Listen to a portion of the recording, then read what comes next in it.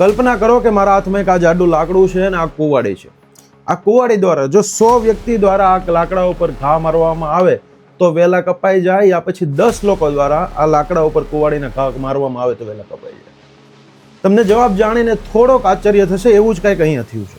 અહીંયા પણ આપણે જોઈએ તો કૌરવની સેનામાં અંદાજે 24 લાખ યોદ્ધા હતા, જ્યારે પાંડવોની સેનામાં માત્ર 15 લાખ યોદ્ધા હતા.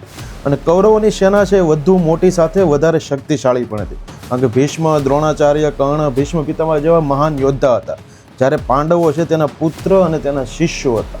તે છતાં પણ આ પાંડવો આ યુદ્ધ જીતી ગયા અને કૌરવો હારી ગયા. એનું કારણ એવું કાંઈ છે કે જે 100 વ્યક્તિ છે એ અલગ અલગ દિશામાં અલગ અલગ મંતવ્યો પ્રમાણે ઘા મારે છે, અને જે 10 જ વ્યક્તિ છે એ એક જ જગ્યા ઉપર અને એક જ મંતવ્ય ઉપર એક જ ધ્યેય ઉપર કામ કરીને એક જ જગ્યાએ ઘા મારે છે. એટલા માટે 10 વ્યક્તિથી લાકડું વેલાર કપાઈ જાય છે. તમે પણ તમારા જીવનમાં જો તમારા ટીમ સાથે, તમારા ફેમિલી સાથે તમે કોઈ પણ ક્ષેત્રની અંદર કામ કરતા હોવ તો આ વાતનું ખાસ ધ્યાન રાખો. તમે પણ સ્પષ્ટ ધ્યેય રાખો. હું કરતાં આપણા પર વધારે ધ્યાન દો, અહંકાર કરતાં સંબંધને વધારે મહત્વ આપો, બીજાની સફળતાથી વધારે ખુશ થાવ, એકબીજા પર વિશ્વાસ કરો અને તમારું 100% હંમેશા આપો. કારણ કે હાર ત્યારે જ થાય છે જ્યારે લોકો સાથે હોય પણ એક ના હોય, અને જીત ત્યારે જ મળે છે જ્યારે લોકો એક ધ્યેય માટે સાથે ચાલે છે.